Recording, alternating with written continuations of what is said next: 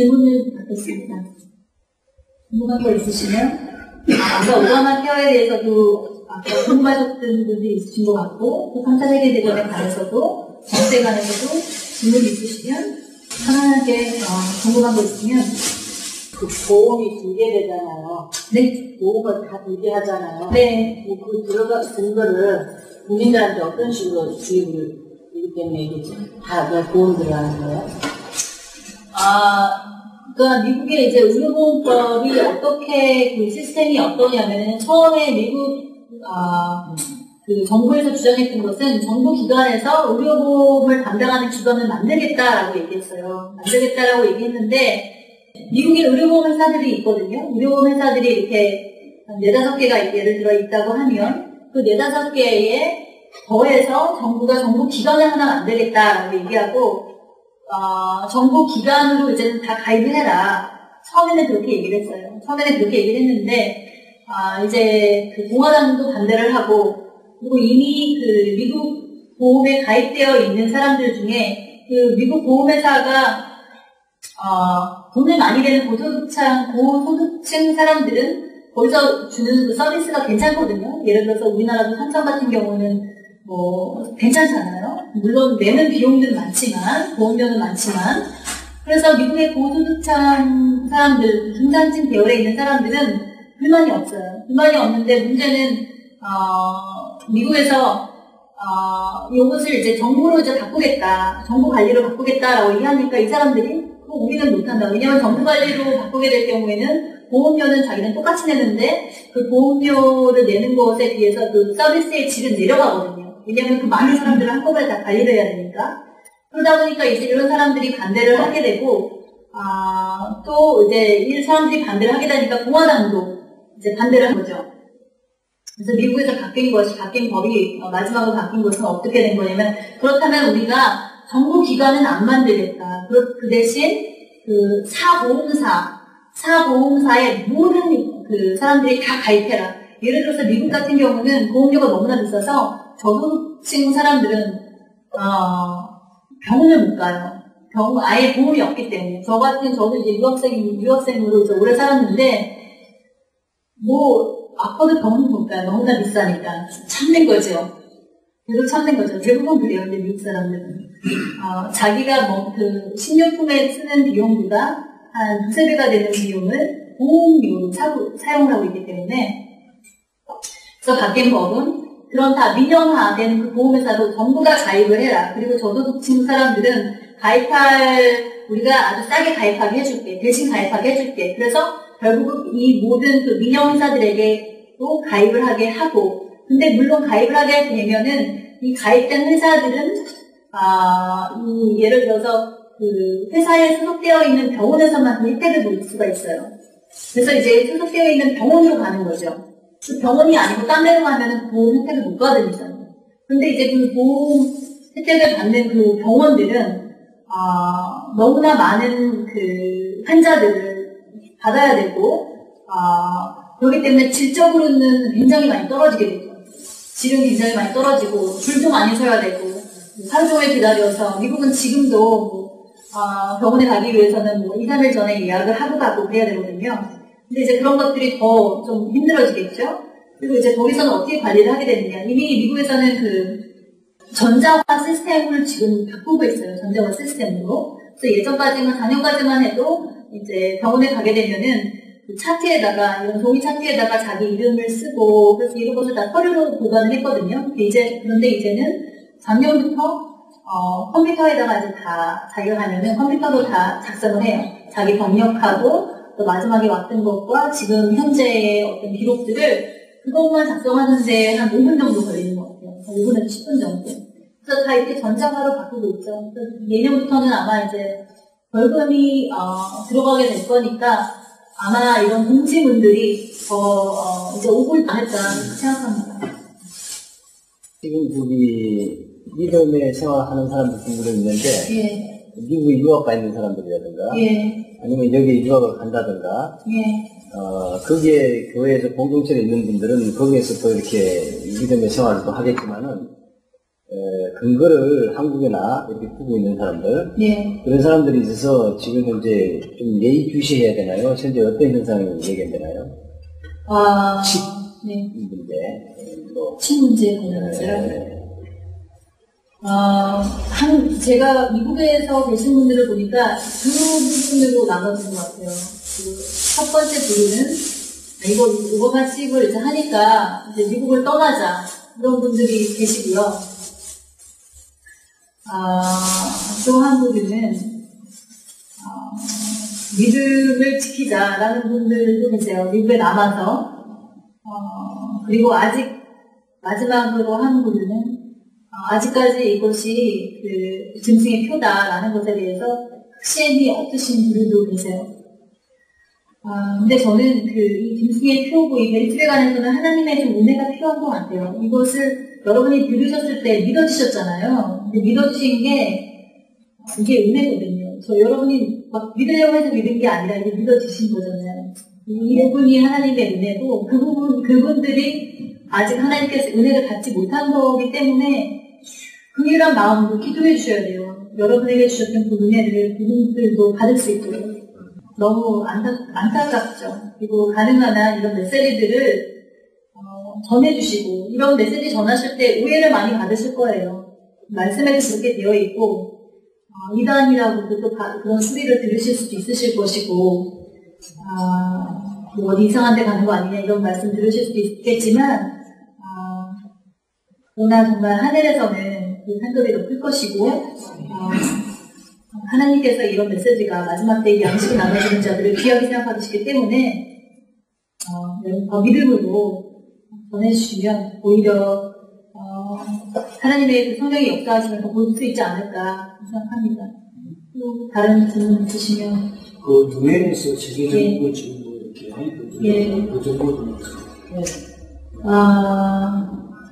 제가 좀 유엔이 이제 그런 기관이 되었는데, 제가 어때부터 유엔으로 갈 수 있을지도 모르겠어요.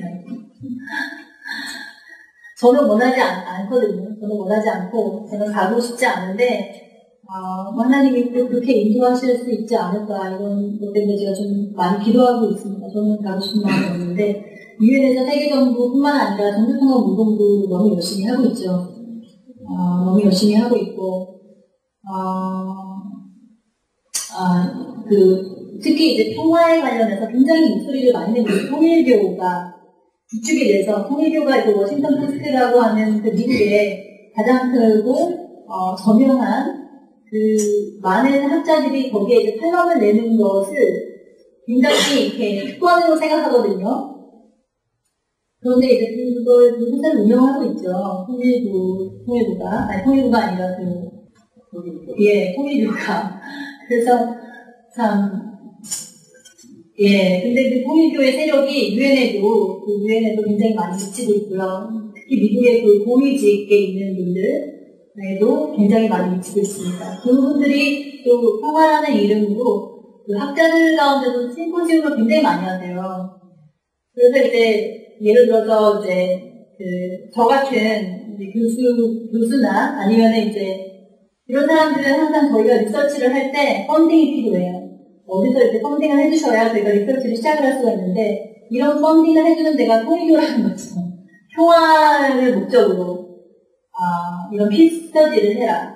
그래서 굉장히 많이 펀딩을 해줘요. 그러면은 물론 기독교인이나 비기독교인이나 모이는 분들은 펀딩을 받으시고 아시면서도 받으실 수도 있겠지만, 그러면서 그 리서치 프로젝트를 시작을 하시거든요. 근데 이런 통일교의 세력이 유엔에도 굉장히 많고요. 정교통합 운동을 너무 활발하게 하고 있고, 우리나라 가운데서도 남북 통일에 관해서도 굉장히 많은 그런 펀딩을 하고 있고, 심포지엄에 관해서 많은 펀딩을 하고 있고요. 그리고 이제 유엔이 앞으로도 더 앞장설 수 있는 어떤 기구로 될 수 있을 것 같다는 생각을 합니다. 그것이 유엔이 매개체가 될 수 있겠고요. 아니면 미국이라는 나라가 이런 또 전쟁을 통해서 또 떠오를 수도 있을 거라고 생각합니다. 어쨌든 세계 단일 정부는 제가 학생들한테 가르치는 것도 그거예요. 세계화에 대해서 저희가 이제 많이 알고 있고, 세계화가 너무나 많이 진행이 되고 있는데, 이 세계화가 지금 우리가 가고 있는 이 과정들을 봤을 때, 세계 정부가 일어날 수 있는 이곳에 굉장히 이미 시스템은 다 세팅이 되어 있거든요. 유엔이라는 기관을 통해서, 또 국제법을 통해서, 또 경제 간의 협력을 통해서, 또 세계 법정도 있잖아요. 세계 은행도 있고, 그리고 또 세계 그 헬스 기구도 있거든요. 헬스 오르가니제이션도 있고. 이런 기관들이 이미 다 세팅이 되어 있기 때문에, 이미 세계 정부로서 역할을 할 수 있는 것들은 다 준비가 되어 있는데, 이런 세계 경제의 어떤 이런 마지막이 왔을 때, 그리고 전쟁이 일어나면서 세계대전이 한번 크게 발생했을 경우에, 그때 아마 세계 정부가 일어나지 않을까 그런 생각을 합니다. 네. 기존의 질서가 이제 무너지는 거죠. 베네수엘라한테 중상층 이제 우리가 들어서 거기에 어떤 프리메이슨이라고 하는 데도 항상 얘기되는 프리메이슨이라는 정보는 인터넷에 굉장히 많은 것 같아요. 여기 어느 정도 서울과 실체를 여기가 구분한다는 그렇죠. 제가 CFR이라는 것에 대해서 많이 언급하시더라고요. Council on Foreign Relation이라는 곳인데 거기에 저도 멤버예요. 그게 미국에서는 굉장히 파워풀한 곳입니다. 그게 학회라고 보시면 되고요. 외교 잡지, 그 외교 정책을 출판하는 곳이거든요. 그래서 미국에서도 유명한 학자들도 거기에 다 회원이 되기를 원하고, 저도 이제 워싱턴 DC에서 이제 오래 살면서 거기에 이제 또 이메일 리스트에도 있고 그래요. 그래서 거기서 이제 학자들의 심포지움을 하면은 메일이 와요. 이런 것을 한다. 와서 참석해라 이런 것이 이제 오고, 또 제가 아는 교수님들도 거기 이제 회원이신 분들도 있고. 그런데 그 사람들 중에 저는 대부분들은 프리메이슨과 연관이 되어 있는 것을 아시는 분은 별로 없으신 것 같아요. 별로 없으신 것 같은데, 거기 이제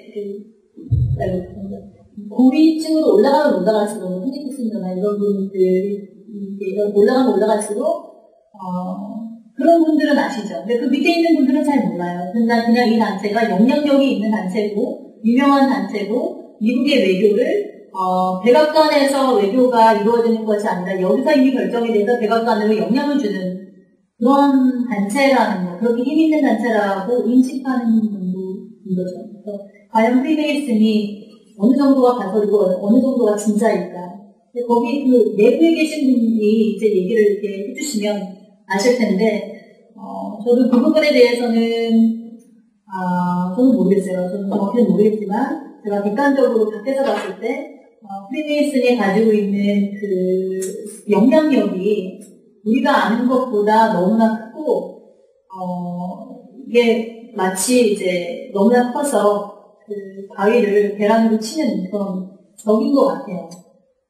근데 사실은 아니죠. 우리 안에는 이미 승리하신 예수님이 있기 때문에 그런 거와 상관없이, 저희 예수님께서 저희에게 원하시는 것은 정말 그 말씀에 따르고 거룩함으로 살아가는 그 삶 가운데서 오히려 그것이 승리거든요. 그것을 지키는 것이 승리이기 때문에, 저는 아무리 사단의 능력이 크고, 할지라도, 저희가 주님 안에 있으면 그 안이 견고한 성이기 때문에 염려하지 않으셔도 될 것 같습니다. 직접 나가서 싸우지 않으셔도 돼요. 예수님께서 이미, 저도 이 부분을 굉장히 많이 고민을 했거든요. 과연 어떻게 할 것인가. 이것을 내가 책을 한 권 낼까, 이런 생각을 해봤어요. 예를 들어서 이제, HTO 같은 경우는, 아니면은 FDA 같은 경우도, 미국의 식약청인데, 여기서 이제 레귤레이트 하는, 여기서 법률화시키는 식품들이 굉장히 많아요. 굉장히 많은데, 이 법률화시키는 것 중에, 굉장히 말도 안 되는 것들도 많거든요. 근데 그것을 자꾸 조사를 하다 보면은, 연구를 하다 보면은, 미국이라는 나라가 정말로 특정한 목적을 가지고, 이 세계, 그러니까 미국의 인구조차도 줄이려고 하는구나. 이런 말도 안 되는 이뮤니제이션인데, 그 면역력을 높이는 뭐라고 하죠? 그 주사를 맞잖아요. 그런 것을 통과를 시키는데 그게 사실은 굉장히 해로워요. 그것을 조사해보고 연구해보면은 검증이 되지 않은 상태에서 그런 것들을 계속 이렇게 법률화시키는데 과연 이 법률화시키는 목적이 무엇인가라는 것을 봤을 때 이런 것을 일반 분들이 많이 모르시고 계시거든요. 그래서 미국에서 팔리지 않은 너무 해로운 것들을 뭐 일본 같은 데 아주 싸게 덤핑을 한다든지 아주 싸게 팔아버린다든지 수출한다든지 이런 것을 미국이 많이 했어요, 사실은. 이 해당 자체가 사단의 그 권세 자본자가 운영하고 있는 이 시스템이고 저희는 그 가운데서 제가 지금 바라보는 것은 그래요. 하나님께서 저희를 이곳 가운데 두시면서 저희의 믿음을 테스트하시는구나. 믿음을 테스트하시고 천국으로 가기 위한 그런 야곱이 이스라엘이 되기 위한 그 과정 가운데서 하는 연단을 진행하게 하시는구나. 그 가운데서 거룩함을 회복하게 하시고 그 가운데서 정결한 신부로 살 수 있게 회복하시는구나 라고 이렇게 바라보고 있습니다. 다른 저기요, 예. 한국 교계에서 지금 H나 이런 부분에 대해서 조직적으로는 이슈화조차 되지 못하고 있거든요, 사실은. 개인적으로 그냥 이렇게 정보를 읽는 수준인데 이게 굉장히 안타까운 부분이죠.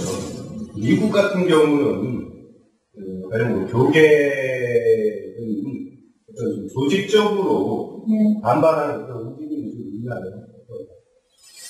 미국에서도 한국도 그렇고 성명서를 내시는 것 같아요. 교단 측에서 베리칩은 구원과 상관없다라는 성명서라든지. 그쪽 측면은 오히려 조직적으로 입장을 오히려 더 적극적으로 나서고 의견을 일깨워줘야 되는 어떤 그런 측면에서 게임 선교에도 너무 조직이나 여러 가지 힘이 미약하고요.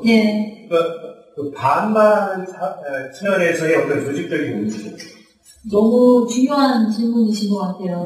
너무 중요한 질문이고 저희가 생각해봐야 하는 질문인 것 같아요. 이렇게 각자 깨어나시는 분들은 계세요. 그리고 교회에서도 큰 교회 다니셔도 그 안에서도 이렇게 각자 깨어나시는 분들은 계세요. 근데 그분들이 이렇게 하나가 돼서 공동체가 돼서 어떤 조직력을 발생을 하고 그것은 굉장히 좀 약한 것 같아요. 한국도 그러신 것 같고, 근데 한국은 그나마 미국보다는 더 나으신 것 같아요. 미국에서는 이것이 실질적인 문제임에도 불구하고 이런 것을 깨우려고 하는 어떤 모임들이 많지 않아요. 이렇게 많이 모이지도 않습니다.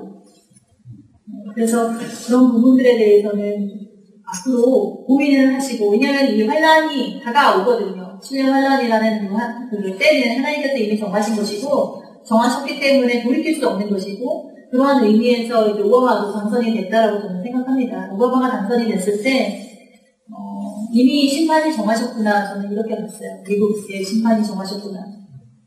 미국 사람들이 더 이상 기도를 안 해요. 일반 사람들이 기도를 안 한다는 게 근데 한국 사람들에게 하나님께서 특별한 그 은혜를 주셨어요. 한국 사람들처럼 기도 많이 하는 사람들이 없거든요.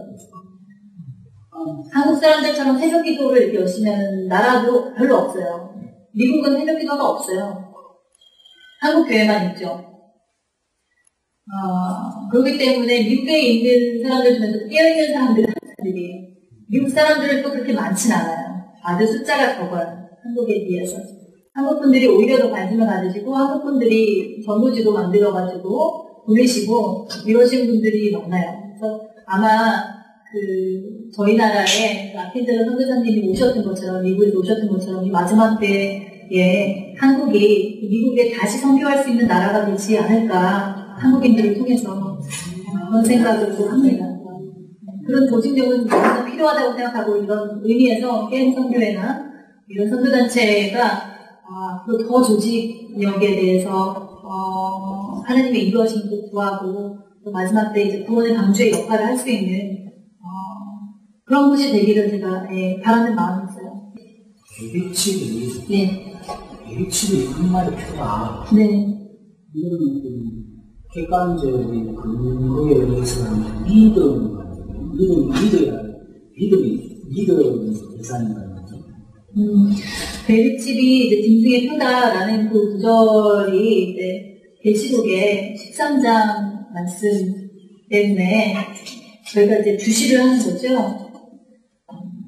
13장 16절에 보면은 16절 17절에 보면요, 그가 모든 자, 또 작은 자나 큰 자나 부자나 가난한 자나 자유인이나 종들에게 그 오른손이나 이마에 표를 받게 하고 누구든지 표를 받은 자 외에는 매매를 못하게 하니 이 표는 곧 짐승의 이름이나 그 이름의 숫자라고 이제 말씀하셨는데, 그리고 이제 18절에 보면 그 수는 666이다라고 하셨는데, 일단 16절에 보면은 어떤 그라는 그런 정치적인 그 권위가 있는 사람이 모든 사람에게 이것을 시행한다라는 거죠. 강제성을 가지고 그 사회의 법안이 되어서 이것을 시행한다라는 거죠. 일단 강제성을 가지고 정치적인 세력이 이것을 할 것이다.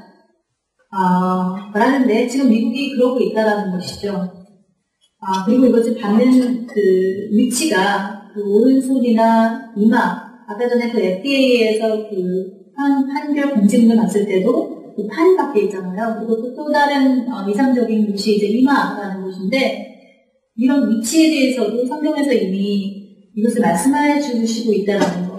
국가 권력이 이것을 사용할 것이고 모든 사람들에게 적용이 될 것이고, 또 이것에 받는 위치가 신체에 갖게 한다는 것, 또 표를 갖게 한다는 것 자체가 받는다라는 이 원래의 본문의 의미가 이제 카리그마라는 뜻인데, 이것은 살을 판다라는 뜻이거든요. 그래서 이 베리칩도 이 피부 안으로 이식을 하는 거기 때문에, 파서 이식을 하는 거기 때문에 유사성이 많다라는 거죠. 그리고 17절에 봤을 때 이제 이 표를 가진 자 외에는 매매를 못하게 한다고 해서 이제 매매 기능이 있다라는 거죠. 그리고 이 표가 이제 숫자라는 것을 얘기하셨는데, 666이라는 숫자를 얘기했는데, 이 디지털 칩 안에, 이게 전부 다 또 디지털 숫자가 들어있잖아요. 그래서 성경에서 말하고 있는 조건들하고 너무나 유사한 것들이 많기 때문에 저희가 짐승의 표일 가능성이 많다라는 것에 대해서, 의심을 하는 것이죠. 의심을 하는데, 이것뿐만이 아니라 지금, 시대적으로 세상이 돌아가고 있는 이 시대를 봤을 때, 특히 이란과 이스라엘 관계를 봤을 때, 러시아가 또 이란과, 또 이제 하나의 팀이 돼가지고 이스라엘을 공격하려고 하는 이런 상황도 봤을 때, 이것은 성경에서 말하고 있는 마독전쟁과 너무나 유사한, 상황이기 때문에 저희가 이제 마지막 때에 관해서 더 의심을 하게 된다는 거죠. 그래서 이런 가능성이 너무나 많죠. 그런 의미에서 저희가 이 말씀을 읽으면서 이 말씀에 근거해서 그리고 세상이 돌아가는 이 시기를 봤을 때 마지막 때가 너무나 가까이 왔다라는 점에 대해서 경각심을 가지고, 그럼 주님이 오신다는 것에 대해서 그 의미는 뭐고, 하나님의 그 신부로 준비되어져 가는 것은 무엇이고, 복음이라는 것은 도대체 무엇이고, 구원은 도대체 우리가 어떻게 받는 것인가, 다시 한번 생각을 해보는 시기에 있게 되는 것 같아요. 과연 우리가 들어왔던 것처럼 주님께 그 복받는 그 신앙이 과연 하나님께서 원하는 그 신앙인가? 왜 주님께서는 이것을 야곱의 대형 환란이라고 하셨을까? 이스라엘의 대형 환란이 아니라 우리 안에 있는 야곱의 모습이 이스라엘로 되어져 가야 되는 것이 아닌가? 이때가. 그래서 그 의미, 두 가지 의미인 것 같아요. 성경 말씀에 근거해서, 또한 이 말씀을 통해서 주님께서 저희에게 말씀해 주시는 그 믿음이죠. 예. 아까 말씀 중에 그 표나 그 짐승이나 그의 이름을 하나로 보지 말고 분해해서 보냈잖아요. 예. 그거에 대해서 좀 말씀해 주세요. 분해해서 어떻게 보냈어요? 제가 이제 말씀드렸던 것은, 예를 들어서, 이 성경, 제가 지금 보고 있는 이 구절을 읽어드리면요. 누구든지 이 표를 받은 자 외에는 매매를 못하게 하니 이 표는 짐승의 이름이나 그 이름에 쓰라고 말씀하셨잖아요. 이 표가 짐승의 이름이다. 아니면 그 이름에 쓰다라고 얘기했는데, 이 표가 짐승의 이름이다라고 했을 때는 베리칩이 이게 과연 짐승의, 베리칩 자체 이름이 짐승의 이름이 아닌데, 이 베리칩이 과연 짐승의 이름이냐, 이렇게 질문을 하실 수 있잖아요.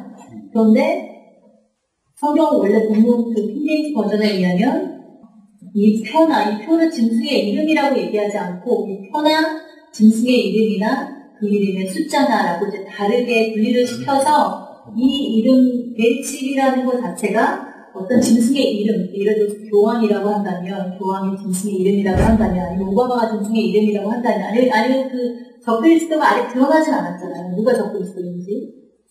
그 적그리스도가 드러난 후에 그 적그리스도의 이름을 가지고 이름 뒤에 이 베리칩에 들어가면 우리가 이제 이게 짐승의 표인 줄 알겠는데 짐승이 드러나지 않았는데 이 표가 짐승의 표인지 아닌지 어떻게 아냐 라는 그 질문이죠. 근데 이것을 성경으로 다시 돌아가자면 그 짐승의 이름과 적그리스도와 이 표와 이 숫자를 별개를 시켰기 때문에 굳이 적그리스도의 이름이 짐승의 표, 교황이나 오바마 베리칩이나 교황 베리칩이나 이렇게 되지 않아도 우리가 이것을 짐승의 표일 가능성이 짐승의 성경이 말하고 있는 이 표일 가능성이 많다라는 거죠. 이해하시겠어요? 네, 제가 한번 설명해드리겠습니다. 제가 지난번에 인터넷을 보니까요, 고마바 행정부에서 2017년도까지 미국 시민들 다 맞아야 된다. 그걸 보고 저는 상당히 충격을 많이 느꼈어요. 근데 이 표를 받지 않는다고 보니까 이 세상에서 우리가 예수님을 빼고 이 세상에서 달려가기로 하는 이 베리칩보다 좋은 수단은 없다고 생각해요. 제가 그러면서 재산관리, 건강관리, 그렇죠? 또 뭐 여러 가지 관리들이 너무나 많습니다. 근데 2017년도까지 그거를 딱 이제 못을 박아놨을 때, 아까 우리 그 박사님은 2018년에 17년이라고 말씀하셨죠. 아, 그랬어요? 저는 2017년도로 알고 있습니다. 2017년도까지 그것을 받지 않으면은, 그때부터는 형사처벌로 들어가게 되거든요, 미국 사회에서. 아니, 그 이유는 형사처벌입니다. 지금 앞전에는 벌금이고요, 제가 보기에는. 형사처벌을 하게 되는데, 만약에 그 미국에서 무슨 공무원이라든가, 국제적으로 무슨 일을 한다고 하면 비행기 타야 될 거라 이거죠. 그 비행기 타기 못한다 이거죠. 그럼 그 일을 할 수 없는 것을 내려놔야 되는 거죠. 그것도 그렇고, 또 사업가라 이거죠. 그 다음. 그러면 사고팔고를 모르고 무역을, 개인의 먹거리를 사고팔고 모르는 상태에서 어떻게 무역을 할 수가 있겠어요. 그것도 정계도 내려놔야죠. 만약에 그것을 받는다면 이 삶을 완전히 포기해야 되는 상태가 되는 거예요. 2017년도에. 그 상당히 두려운 거예요. 미국 경제와 우리 한국 경제는 솔직히 우리 한국 경제는 바람 한번 불어 넘어지는 경제인데 맞습니다. 미국 경제가 그렇게 돼 있을 때 너무나 이게 좀 심각하다. 그래서 저는 한번 질문해드리고 싶은 것은 뭐냐면은 맞는 사람은 물론 저는 확실히 그게 짐승이 되라고 생각을 했으니까요. 안 맞고 견딜 수 있는 방법은 무엇인가? 그것을 우리가 논의해야 되지 않겠느냐. 안 받고 넘어갈 수 있고 주님을 신부로 잘 맞을 수 있는 우리가 그게 어떤 것인가 그거에 대해서 알고 싶습니다. 성경에서 제가 알기로는 예수께서 이런 일들이 일어나기 전에 제가 성경을 읽으면서 저에게 이제 하나님께서 주시는 마음은 노아 마지막 때는 노아의 때가 가자라고 말씀하시고 노아의 때에 홍수와 심판이 일어나기 전에 노아의 식구들을 강전으로 하나님께서 들어 넣으시고 하나님께서 직접 운영 받으셨잖아요. 저도 이러한 일들이 마지막 때 야곱의 때와 환란이 일어나기 전에 들림이 있을 거라고 믿습니다. 들림이 있는데 문제는 그 들림의 숫자가 너무나 소수가 될 거라는 거죠. 그 여러분들이 소수해 보셨으면 좋겠어요. 그래서 제가 그 하나님의 인을 받는 그 부분에 대해서 에스겔서에서 말을 하나님의 인을 받으시고 이 땅을 위해서 통곡을 하시는 여러분이 기증을 나오면서 그리고 정의를 찾으시고 이 땅에 하나님께서 원하시는 보화를 들고 가부를 들고 하나님이 원하시는 그 정의를 찾으시고 나를 드러내지 않고 예수님이 드러내는 삶 십자가 가운데 매일매일 자기를 부인하는 삶 그거를 붙잡으시면 돼요. 그리고 여러분이 다니시고 있는 교회를 열심히 섬기고 하나님이 그 교회가 예수님을 모르세요. 여러분 자체가 교회시고, 여러분 예수님을 모르는데, 여러분이 섞여져 있는 공동체가 예수님을 모르시기 때문에, 그래서 집중하게 생각하시고, 교회를 정말 자기 몸보다 더 섬기세요. 저는 그거를 일단 말씀을 드리시고, 그럼 남겨진 자들은 어떻게 할 것인가? 예, 성경에서 말하고 있는 것은, 홀을 받지 않는 자들은 도망을 가셔야 되고, 도망을 가서 살아남으시든지, 그게 실업으로 살아남는 자가 있다고 말씀하시거든요. 그때 홀을 받지 않는 자가 있다고, 도망을 가시든지, 순교를 하시든지, 두 분이신 것 같아요. 뭐 어떻게 도망을 갈 것인가, 글쎄요. 그거는 저도 잘 아직은 모르겠고, 영적으로도 물론 준비하셔야 되겠지만, 육적으로도 준비가 필요하지 않을까, 저는 생각을 합니다. 또 문제 없으니까 저는 하나만. 예. 예. 네. 뉴월드의 정체와 활동하는 거. 제가 뉴월드는 일단 제가 그 학자적인 입장에서 말씀드릴게요. 뉴월드라는 그 말은요, 이미 그 학문적인 용어가 들어버렸어요. 여러분 이제 인터넷에서 프리미니스를 통해서 아마 그걸 들으셨을 텐데, 뉴월드라는 거는 제가 옛날에 석사를 했을 때도 그렇고, 그 라우디 부시가, 시니어 부시가 계속 얘기했던 거였거든요. 그리고 클린턴 대통령도 얘기했던 것이고, 그래서 저희도 이제 많이 그것을 이제 인용을 했어요. 뉴월드가 필요하다. 좀 세계적인 유엔의 저도 너무 놀랐던 게, 제가 그때는 이런 걸 하나도 모르면서도 그런 얘기를 했거든요. 유엔이 조금 더 강력한 그 기구로 떠올라야 된다. 너무나 그 유엔의 어떤 지금 하고 있는 일들이 국가적인 어떤 주권적인 입장을 예리할 수밖에 없기 때문에 유엔이 별로 뭐 이렇게 설득력이 없다. 그 국가의 주권을 침범할 수 없기 때문에 뭐가 하는 일이 별로 없다. 이런 비판을 하면서 유엔이 좀 더 강한 국제적인 어떤 그 기구로 떠올라야 된다. 그래서 이런 것들을 세계를 더 통합할 수 있는 것으로 만들어줘야 된다. 이런 것을 이게 굉장히 말이 되는 논리예요. 그 학문을 연구하고 있는 사람들에 대해서, 그리고 국제 정치를 연구하는 사람들에 대해서 한결같이 그런 말을 하거든요. 근데 그것이 저는 너무 놀랐던 게, 성경에서 앞으로 이제 그런 전 세계적인 단일 국가가 일어날 것이고, 그것이 이제 10개의 지역으로 나누어질 것이라고 말씀하는데, 성경을 아는 사람이나 모르는 사람이나 그것을 얘기하고 있다는 것 자체가 너무 놀라운 거죠. 그래서 저도 그런 것을 제가 이제 인용을 했었는데, 이제 마지막 때를 깨닫고 난 후에 제가 스스로 인용했던 것을 보면서 너무 놀랐었어요. 아니, 내가 이제 성경을 그때 알지도 못했는데, 어떻게 지금 일어나고 있는 이런 것에 대해서 이런 얘기를 했을까. 그리고 또 학자들도 자기들도 모를 텐데, 대부분 이제 학자들 중에 기독교인들은 많이 없어요. 많이 없고, 대부분은 이제 안 믿는 사람들인데, 그런 사람들도 이제 그런 얘기를 이런 거와 전혀 상관없이 하죠. 뉴 오더가, 물론 이제 피네슨이나 이런 사람들이, 주창하고 있는 것이지만, 이 사람들이 주창하고 있다고 해서 이 세계가 이 사람들하고 뜻을 같이 하고 있지 않은 사람들이 따라가지 않는다는 게 아니에요. 따라가고 있다는 게 전 너무 놀라운 거예요. 그리고 뉴오더가 예를 들어서 사회운동 같은 경우는 논문이 사회운동하고도 상관이 있는데, 그 사회운동을 일으키는 사람들에게 굉장히 많이 또 대정 후원을 해요. 리서치를 할 수 있는 펀딩을 자꾸 후원을 하기 때문에 캐나다에서 그것이 1960년에 생겼거든요. 그러면서 사회운동에 관한 리서치들이 굉장히 많이 일어나게 되고, 여성의 인권 신장에 대해서 굉장히 많이 리서치가 시작되면서 여성들이 이제 밖으로 나가서 일하는 것들이 더 많이 생겼죠. 그러면서 가정이 또 파괴되었고요.